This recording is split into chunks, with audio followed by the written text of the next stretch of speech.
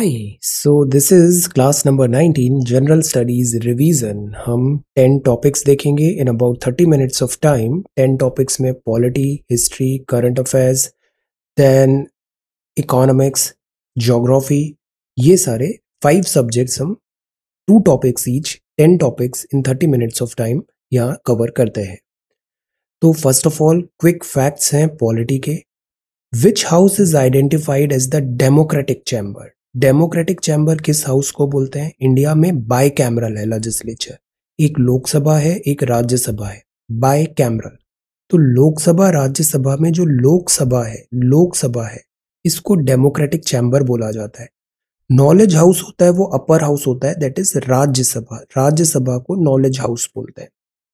To contest for the election of Lok Sabha the person should be citizen of India.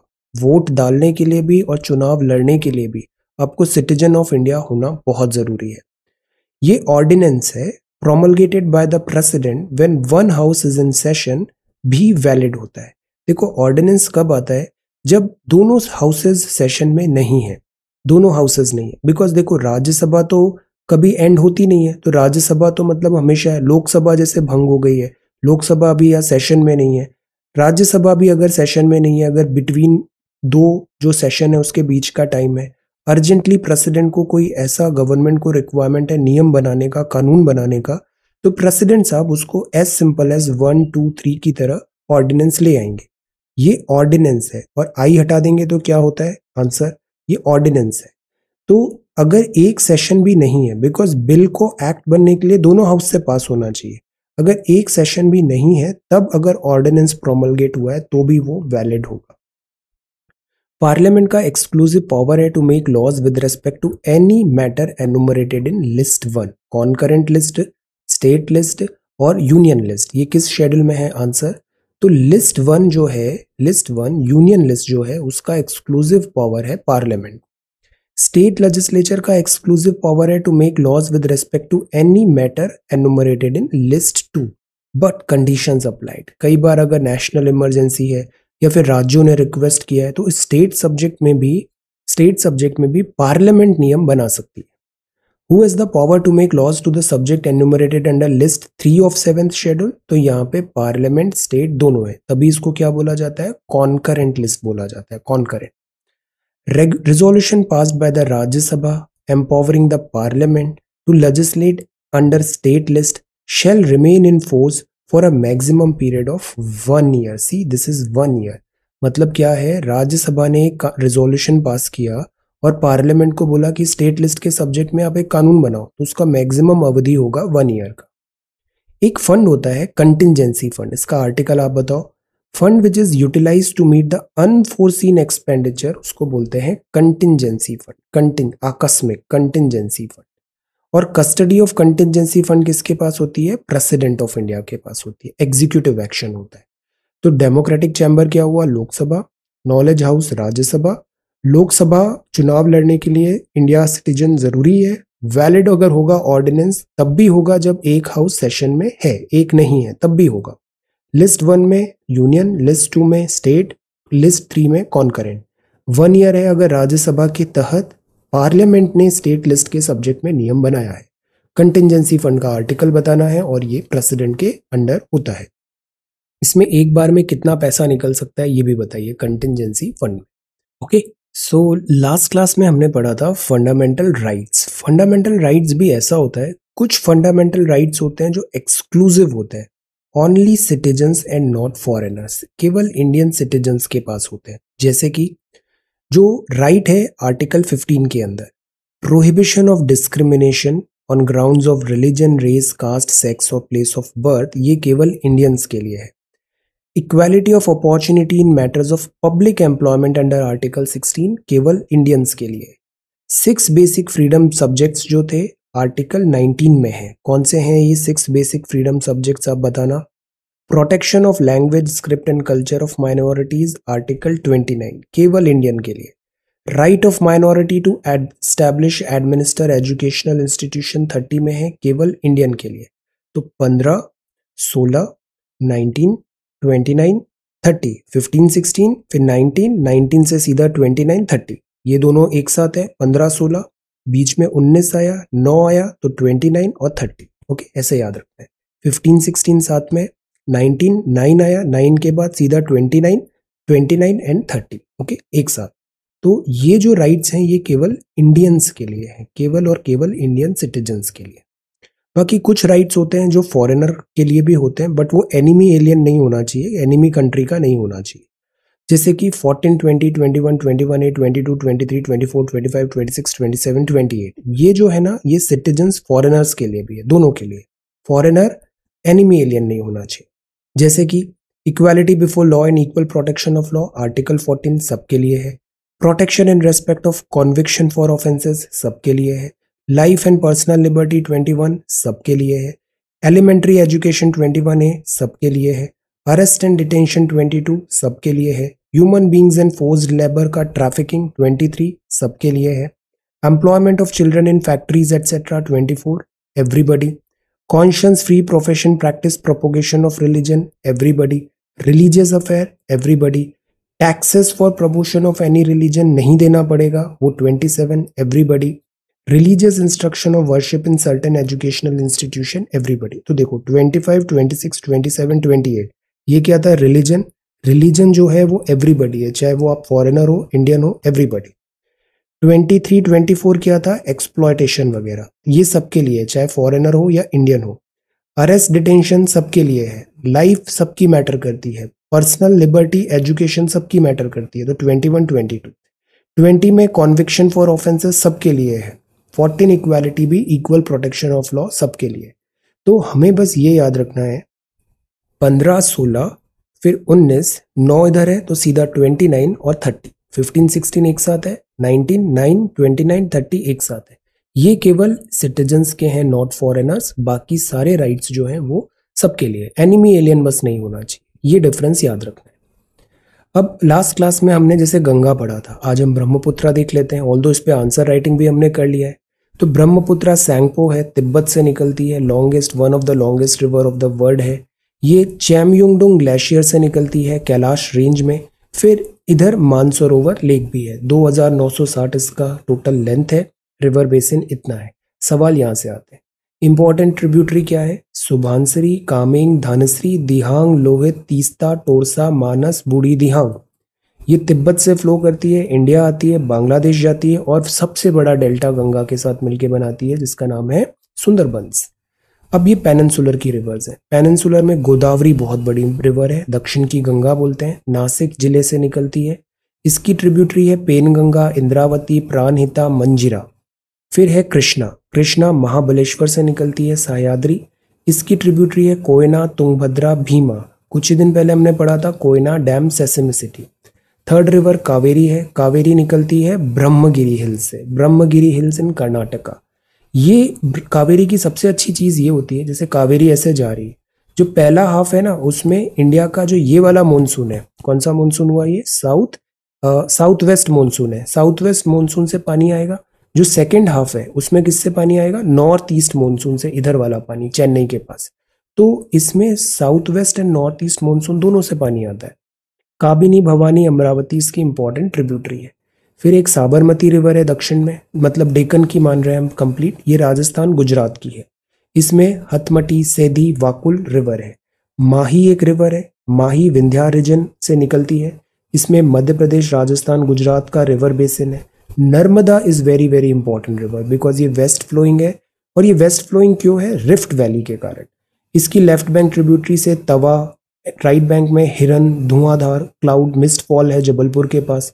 Rift valley है Vindhya and Satpura range के बीच में, तभी ये बह रही है इस तरफ। आइडियली इसको जाना था बे ऑफ बंगाल। तापी, और जो second largest west flowing river peninsula की है, तापी या ताप्ती, ये भी मध्य प्रदेश बैतूल से निकलती है। इसमें पूर्णा, वेगर, गिरना, बारी, पंजिरा है। राइट बैंक में Betul, Arunavati, Ganjal, Gomal. It is also known as the twin of Narmada. जैसे ये रिफ्ट है ना, दोनों इधर जा रही है, ये दोनों नर्मदा और ताप्ती दोनों टुवर्ड्स अरेबियन सी जा रही है। तो ये होगी पेनिनसुलर की रिवर, ये ब्रह्मपुत्रा की होगी। अब डिफरेंस यूजुअली क्या आ जाता है, जैसे वेस्ट फ्लोइंग रिवर है, वेस्ट फ्लोइंग रिवर्स जो होती है ये फ्लो कर रही है से बिटवीन माउंटेन रेंजेस, तो कैचमेंट इनका एलोंगेटेड एंड नैरो हो जाता है। और जो ईस्ट है, ईस्ट मतलब जैसे ये ईस्ट फ्लोइंग रिवर है, catchments are wide and fan shaped है, तो इधर डेल्टा ज्यादा बनेगा ईस्ट वाली में। रिवर्स डोंट फॉर्म डेल्टा, जैसे नर्मदा वगैरह डेल्टा नहीं बनाती। वाटरफॉल्स ज्यादा मिलते हैं, carry less sediment. East flowing में कैचमेंट बड़ा होता है, डेल्टा डेल्टाइक डिपॉजिट ज्यादा है, वाटरफॉल नहीं है और कैरी मोर सेडिमेंट्स। तो ये डिफरेंस है वेस्ट और ईस्ट फ्लोइंग रिवर्स में। ओके, अब एक और कॉन्सेप्ट आता है ड्रेनेज का। तो देखो ड्रेनेज, पानी कैसे आ रहा है, तो जो ड्रेनेज है सी इनलैंड ड्रेनेज होता है, इनलैंड ड्रेनेज। बहुत सारी जो रिवर्स होती है ना ड्रायर रीजन्स में, जैसे राजस्थान, लद्दाख, अक्सई चिन, ये समुद्र तक नहीं जा रही है। जैसे घग्गर रिवर है, ये एक इंपॉर्टेंट रिवर है इनलैंड ड्रेनेज का। सीजनल स्ट्रीम्स है हिमालय की, जैसे सरस्वती रिवर है, ये रिवर समुद्र मतलब ड्राई में ही खत्म हो जाता है, ये रिवर्स अपना समुद्र तक नहीं पहुंच पाती, तो इनको बोला जाता है inland drainage. River Luni is another form that inland drainage in Rann of Kutch. अब टाइप्स ऑफ लेक्स होती है, इससे भी सवाल आया है एक बार कि टेक्टोनिक लेक क्या होती है। टेक्टोनिक लेक जैसे जो मतलब अर्थ का जियोमॉर्फोलॉजी से बनी है, फॉल्स हुआ, फ्रैक्चर्स हुआ, तो वो टेक्टोनिक, प्लेट टेक्टोनिक से बनी। जैसे नैनीताल, भीमताल, वुलर, डल लेक, ये सवाल था। अब नैनीताल, भीमताल हिमालय वगैरह में, तो यहाँ टेक्टोनिक एक्टिविटी हो रही है, तो ये टेक्टोनिक लेक्स हैं ये सारी। सेकंड जैसे होता है क्रेटर लेक, जैसे लोनार लेक ऑफ बुल्धाना, ये बहुत न्यूज में है अभी। लोनार कलर चेंज हो रहा है इसका, क्यों कलर चेंज हो रहा है, आंसर ये सवाल आ सकता है, इसमें किस एक्टिविटी के कारण चेंज हो रहा है, प्लस ये एसिडिक है, बेसिक है, क्या है। This is Lonar lake. तो लोनार लेक है, ये क्रेटर है, एक मतलब क्रेटर आया, टकराया और उससे ये लेक बन गई। ग्लेशियल लेक है, ग्लेशियर लेक है। ग्लेशियल लेक क्या होता है, क्रेटर ऐसे बनता है, मीटियोराइट भी हो सकता है जिससे मतलब इम्पैक्ट हुआ और ऐसे क्रेटर टाइप में ये लेक बन गई। ग्लेशियल लेक क्या होता है, कुछ जैसे ग्लेशियर्स हैं उसके जब रिट्रीट हुआ ग्लेशियल जियोमॉर्फोलॉजी से, ये लेक्स बनी है। जैसे कश्मीर तरफ इस टाइप की लेक बनेगी। फ्लूवियल लेक बनती है पानी से, रिवर से, जैसे ऑक्सबो लेक हुआ। ऑक्सबो लेक इरोजन और डिपोजिशन दोनों हो रहा है, हमने कॉन्सेप्ट पढ़ा था ना ऑक्सबो, फिर ऐसे कट हो जाता है, तो यहाँ पे एक लेक बची हुई है, that is called oxbow lake. तो ये इस टाइप की लेक ब्रह्मपुत्रा, कोलेरू लेक आंध्रा की ऑक्सबो लेक बोली जा सकती है, ये फ्लूवियल है। एओलियन लेक क्या है, एओलियन लेक जो है, एओलियन लेक होती है, ये बनती है विंड ब्लोन से, जैसे सांभर हुआ या फिर रेगिस्तान में। लगून्स जो होते हैं ये समुद्र से पूरी तरह कट नहीं होते बट ऑलमोस्ट कट होते, एक नैरो ओपनिंग से जॉइंट होते हैं, जैसे वेम्बानांद हुआ, अष्टामुडी, कयाल केरला के, चिलिका। तो what are these are lakes, इससे सवाल आए हैं। टेक्टोनिक लेक का ये एग्जाम्पल है, क्रेटर का ये एग्जाम्पल है, ग्लेशियल का दिस, फ्लूवियल का दिस। कोलेरू लेक एग्जैक्टली हम ऑक्सबो नहीं बोल सकते बट ये फ्लूवियल है, रिवर डिपोजिशन एटसेट्रा से ही बनी है कोलेरू लेक इन आंध्रा, और ये बहुत इंपॉर्टेंट लेक है।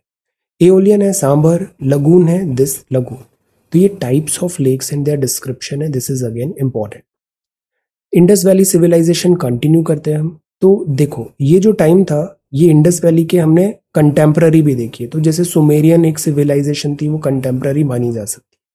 तो इधर जो नाम लिखा हुआ है ना, स्टेशन है जैसे दिलमुन, मकान, तो मतलब मेलुहा करके भी एक टर्म हमें देखने को मिला, जो एक बुक भी आई थी ऑथर अमीश का, मेलुहा, इमोर्टल्स ऑफ मेलुहा। तो मेलुहा समवॉट शायद इंडस वैली सिविलाइजेशन के लिए भी रेफर किया है, इंडस रीजन। बाकी यहाँ कॉटन मिलता था, सिंडन, हड़प्पन कॉटन, तो ग्रीक्स इसको सिंडन बोलते थे, तो हो सकता है उससे ये सिंधन, सिंधु, इंडियन इस तरीके से शब्दों का निर्माण हुआ है। क्विक फैक्ट्स देखते हैं इंडस वैली सिविलाइजेशन के, आज हम समराइज कर रहे हैं। फर्स्ट जो साइट डिस्कवर हुई थी हड़प्पा हुई थी, D Sahni. Oldest name of civilization Indus है, सबसे ज्यादा सूटेबल नेम है Indus Saraswati civilization. John Marshall ने पहली बार वर्ड यूज किया था इंडस सिविलाइजेशन। अलग अलग साइट्स हैं, जैसे रोपर हुआ, मांडा हुआ, ये नॉर्थन मोस्ट साइट है। रोपर कहाँ है, पंजाब में। देन भगतराव, दीमाबाद, दीमाबाद का है महाराष्ट्र में, तो ये सदर्न मोस्ट साइट हुई। आलमगीरपुर यूपी में है, तो ये ईस्टर्न मोस्ट हो गई। सुक्तागंदौर कहाँ पर है, वेस्टर्न में है, मकरान कोस्ट में, मकरान कोस्ट इधर पाकिस्तान तरफ, तो ये हो गया दिस वेस्टर्न साइड। तो ये इतना पूरा स्प्रेड है इस इंडस वैली सिविलाइजेशन का। बाकी बहुत सारी दूसरी साइट्स हैं, जैसे हड़प्पा हुआ, मोहनजोदाड़ो, धोलावीरा हुआ, ये इंपॉर्टेंट प्राइमरी साइट्स हैं 3। इसके अलावा सुक्तानगौर, बालाकोट, ये सब और साइट्स हैं, जैसे लोथल हुआ। लोथल इज इंपॉर्टेंट बिकॉज यहाँ पे पोर्ट था। चाहुंदारो, कोटडीजी, सुरकोतदा, है ना। ये सारी कालीबंगन, ये सारी डिफरेंट डिफरेंट साइट्स है। हड़प्पा, मोहनजोदाड़ो दो कैपिटल साइट्स मानी जाती है, हड़प्पा एंड मोहनजोदाड़ो। लेटेस्ट जैसे एक अभी धोलावीरा है, Dholavira is very important, water largest site से मोहनजोदाड़ो बोला जा रहा है। ऐसे इस पे भी क्लेम होता है, जैसे अभी इंडिया में भी एक साइट मिला, वो भी बहुत ह्यूज है साइज उसका। एक्चुअली क्या होता है, हिस्ट्री में हम जैसे जैसे एक्सकेवेशन करते जा रहे हैं, नई नई फाइंडिंग्स मिलती जा रही है। तो हिस्ट्री कहने को हम बोलते हैं कि history is permanent, but when we are trying to discover newer sites then it is not permanent. अभी साइट्स भी चेंज होती है, नई फाइंडिंग हो गई तो हमारी थ्योरी चेंज हो जाएगी इंडस वैली सिविलाइजेशन की। तो सब्जेक्टिविटी होती है। इंडिया में जैसे राखी गढ़ी है, इंडियन साइट अफगानिस्तान में भी है। तो कहने का मतलब है इंडस सिविलाइजेशन इस तरीके से बहुत वाइडली स्प्रेड था पूरा दिस नॉर्दर्न इंडिया पार्ट में। यहाँ कॉइन्स भी नहीं मिले हैं एज सच, ऑल्दो कुछ सील्स हैं, बट प्राइमरली बार्टर सिस्टम होता था। बार्टर सिस्टम क्या होता है कि 1 kg राइस है, आपके पास 1 kg दाल है, तो आप राइस इसको दे दो, दाल इधर ले लो, ये बार्टर सिस्टम हो गया। कोई एक्सचेंज मनी नहीं है यहाँ पे, मनी इन्वॉल्व नहीं है, this is simple barter. Actually money का इवोल्यूशन भी ऐसे ही हुआ है, पहले बार्टर आया, फिर एक से इंट्रिंसिक वैल्यू का कोई टोकन मनी मनी आया, फिर एक टोकन मनी आया, फिर पेपर मनी आया, फिर डिजिटल मनी आया, और आजकल तो दिस क्रिप्टो मनी आ रहा है। तो इस तरीके से इवोल्यूशन हुआ। मर्चेंट्स यहाँ पे बहुत होते थे, और मर्चेंट्स ही रूलिंग क्लास थे इंडस सिविलाइजेशन के, व्यापारी। स्टेटाइट था, इससे सील्स का मैन्युफैक्चरिंग होता था, सील मैन्युफैक्चरिंग। जो द्रविड़न है ये मेकर्स बोल सकते हैं इंडियन सिविलाइजेशन के। कंटेम्प्ररी सिविलाइजेशन मेसोपोटामिया थी, नाइल दिस इजिप्ट वाली। चाइना में भी ये सिविलाइजेशन थी। एंट्री पोर्ट इंडस और मेसोपोटामिया का था बहरीन।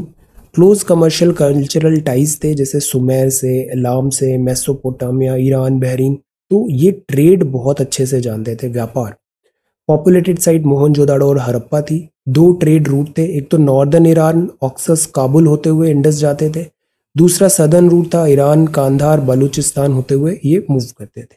तो क्या याद रखना है, ट्रेड यहाँ पे प्राइमरली इनका वर्क था। ये चैल्कोलिथिक बोलते हैं बिकॉज चैल्को का मतलब कॉपर होता है, आयरन नहीं था। लिथिक मतलब स्टोन।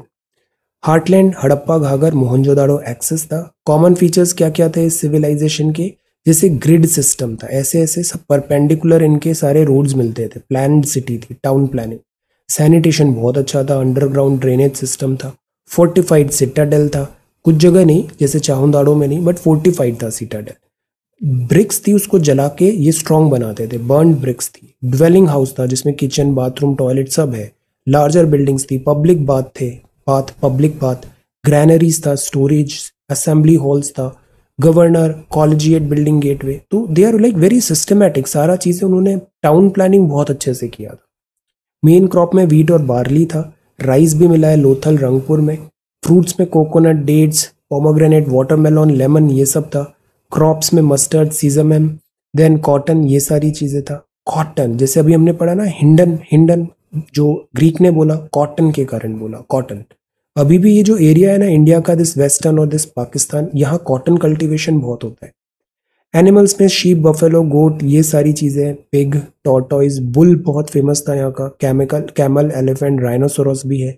ये लायन से एक्वेंटेड नहीं थे। और हॉर्स का रेयरली डिस्कवर्ड है, यूपीएससी बोलती है इनको हॉर्स का डोमेस्टिकेशन नहीं किया था। कुछ साइट्स है हॉर्स के बरियल है, बट डोमेस्टिकेशन नहीं था, ये हम मानेंगे। कैमल जो है वो कालीबंगन में था। राइनासोरस का भी कुछ एग्जाम्पल मिला हुआ है। ट्रेड में ये basically Mesopotamia, present day Iraq, Kuwait, Bahrain से ट्रेड करते थे। तो ये कुछ फैक्ट्स है, quick facts about Indus valley. बहुत ज़्यादा डिटेल में नहीं जाना है, बेसिक बेसिक हमने सारा देख लिया। नेचर को वर्शिप करते थे, लाइक दैट, ट्रेड एटसेट्रा। इससे सवाल आ जाएगा तो बन जाएगा, नहीं आएगा तो वो किसी से नहीं बनेगा, तो ज़्यादा हेडेक नहीं लेना है। बोस्टो फेड्रॉन जो है वो इंडस की स्क्रिप्ट थी, ये ऐसे चलती है, like this, like a serpentine, right to left then left to right, like that. तो बोस्टो फेडोन। तो ये तो हो गया इंडस वैली सिविलाइजेशन। अभी हम देखते हैं ह्यूमन डेवलपमेंट इंडेक्स, एचडीआई। ये इकोनॉमिक्स का टॉपिक है, तो इकोनॉमिक्स में मैं सारा करा दूंगा, इकोनॉमिक्स के सारे टॉपिक्स जो कॉन्सेप्ट्स, वोकेबुलरी है ना, वो सारा यहाँ पे हो जाएगा। यूनाइटेड नेशन डेवलपमेंट प्रोग्राम ने इंट्रोड्यूस किया था एचडीआई, बिकॉज पता है जीडीपी इज नॉट एवरीथिंग। खूब पैसा है बट अगर लाइफ क्वालिटी अच्छी नहीं है तो फिर वो डेवलपमेंट नहीं माना जाएगा। तो जीडीपी जो नंबर है वो कई बार बताता नहीं है कि कंट्री का डेमोग्राफी कैसा है। तो HDI आया, HDR रिपोर्ट आया 1990 में। ये हुआ stewardship of professor doctor Mahbubul हक और प्रोफेसर अमर्त्य सेन के द्वारा ये हुआ। इसमें 3 पैरामीटर होते हैं HDI में। एक होता है लाइफ एक्सपेक्टेंसी इंडेक्स, मतलब जीने का कितना है उनका, लाइफ एक्सपेक्टेंसी कितना है। एजुकेशनल अटेनमेंट इंडेक्स कितना है, स्टैंडर्ड ऑफ लिविंग इंडिकेटर्स क्या है। लाइफ एक्सपेक्टेंसी एट बर्थ है, तो this is life expectancy. Second education होता है, combination of adult literacy and combined enrolment ratio, मतलब पहला तो लाइफ एक्सपेक्टेंसी, दूसरा एजुकेशन, तीसरा स्टैंडर्ड ऑफ लिविंग, पैसे कितने हैं। तो ये बात है स्टैंडर्ड ऑफ लिविंग PPP के अकॉर्डिंग, कल ही पढ़ा था परचेजिंग पावर पैरिटी। तो मतलब 3 चीजें देखी जाती है HDI में, लाइफ एक्सपेक्टेंसी कितनी है, दूसरा एजुकेशन लेवल कितना है, तीसरा पैसे कितने हैं, purchasing power parity, standard of living etcetera. ये 3 चीज का इंडेक्स जो होता है वो बनाता है HDI। तो इसकी भी कैटेगरी होती है, 0.8 से ऊपर आ रहा है मतलब डेवलप्ड है, जैसे स्कैंडिनेवियन कंट्री हो गई। इस बीच आया तो पॉइंट मीडियम हो गया, हाई मीडियम लो। इंडिया किस कैटेगरी में आता है, 10, तो ये ह्यूमन डेवलपमेंट ग्रुप हो गया। अब ये भी सफिशिएंट नहीं है, HDI हो गया बट फिर भी हमने देखा लोग खुश नहीं है। लाइफ एक्सपेक्टेंसी है, एजुकेशन भी है, पैसे भी कमा रहे हैं, but they are not happy. If they are not happy, what's the purpose of all these things. तो फिर आता है ग्रॉस नेशनल हैप्पीनेस। ये जो GNH है ये कॉइन किया भूटान देन किंग जिग्मे सिंगे वांगचुक के टाइम पे 72। खुश रहना भी जरूरी है।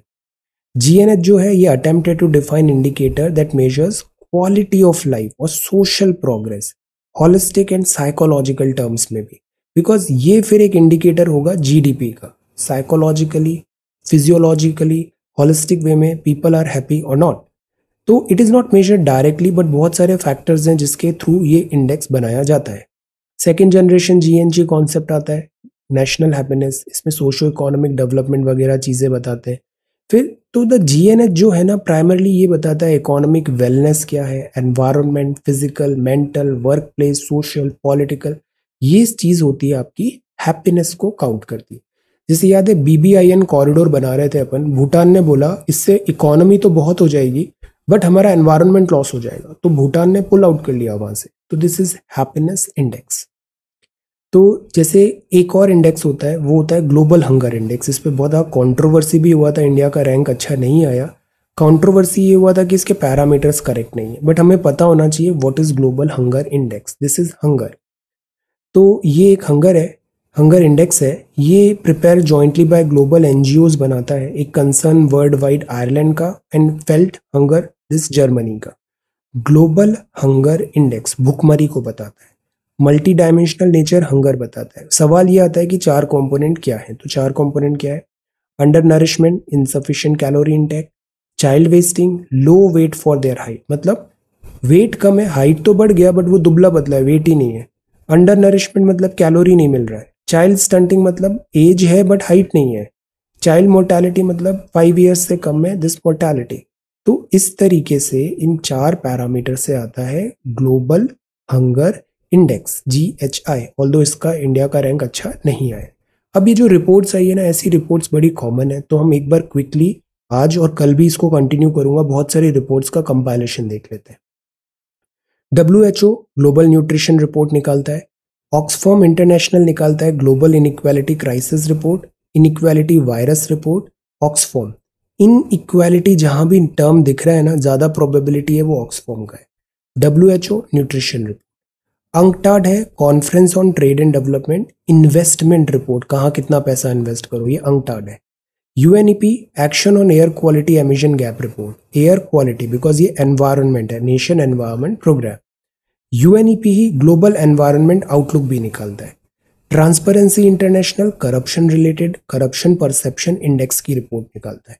यूनेस्को का फुल फॉर्म होता है educational scientific and cultural organisation, UN education scientific cultural organisation, ये निकालता है education monitoring report. UNFPA, this is important, अभी काफी न्यूज में था, ये स्टेट ऑफ वर्ल्ड पॉपुलेशन बताता है। आज की डेट में इंडिया का पॉपुलेशन कितना है, आंसर इंडिया की पॉपुलेशन। एक वर्डोमीटर एक वेबसाइट है जिसमें रियल टाइम पे मॉनिटरिंग सब दिखाते हैं। UN हैबिटेट है वो वर्ल्ड सिटीज रिपोर्ट बताता है, और इंटरनेशनल एनर्जी एजेंसी निकलता है WEO। तो ऐसे कुछ 25-30 रिपोर्ट है, इसको अपन कवर कर लेंगे। इनसे सवाल कई बार डायरेक्ट पूछे गए हैं। तो ये सारी रिपोर्ट्स एंड इंस्टीट्यूशंस हैं। अब कल हमने मनाया था मार्च 26 को अर्थ आवर। क्यों बनाते हैं, इससे भी एक सवाल आया है। अर्थ आवर जो होता है, वर्ड अर्थ आवर होता है, ये बेसिकली एक मैसेज होता है शेप अवर फ्यूचर। मतलब अर्थ में एनर्जी जो है, हम लाइट्स ऑफ कर रहे हैं और कंजर्वेशन ऑफ अर्थ के बारे में बात कर रहे हैं। तो मतलब ये 1 घंटा हम स्पेसिफिकली अर्थ को दे रहे हैं। इस बार की थीम है शेप अवर फ्यूचर। तो ये ग्लोबल ग्रास रूट है। जहां भी ग्रास रूट लिखा है मतलब पब्लिक की जन भागीदारी है, पार्टिसिपेशन। ग्रास रूट मूवमेंट है, uniting people to take action on environmental issues and protect the planet. ये WWF करता है, ये रेसलिंग नहीं है, ये वर्ल्ड वाइल्ड लाइफ फंड है। ये लाइट्स आउट होती है सिडनी, ऑस्ट्रेलिया से स्टार्ट हुआ था। ऑस्ट्रेलिया की कैपिटल क्या है? Tell. Sydney is not the answer. Annual earth hour lights out event is held world wide toward the end of March to encourage individual households, communities, business कि आप non essential lights 1 घंटे के लिए बंद करो, commitment करो, जागरूकता करो अर्थ नेचर को कंजर्व करने का। अवेयरनेस हो, ग्लोबल कॉन्वर्जेशन हो, लोग बात करें कि क्लाइमेट चेंज हो रहा है, क्लाइमेट कंजर्वेशन जरूरी है।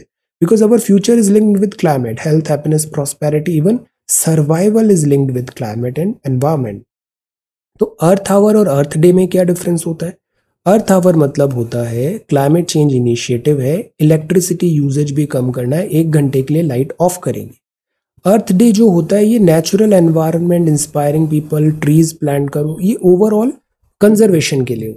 तो Earth Day is little bit different. और अर्थ आवर मतलब आवर लिखा है 1 घंटे के लिए लाइट बंद, डे लिखा है पूरा दिन है, अप्रैल 22। ओके, तो Earth Hour and Earth Day. तो आज हमने क्या पढ़ा? Earth Hour, word Earth Hour, WWF याद रखना है, शेप अवर फ्यूचर।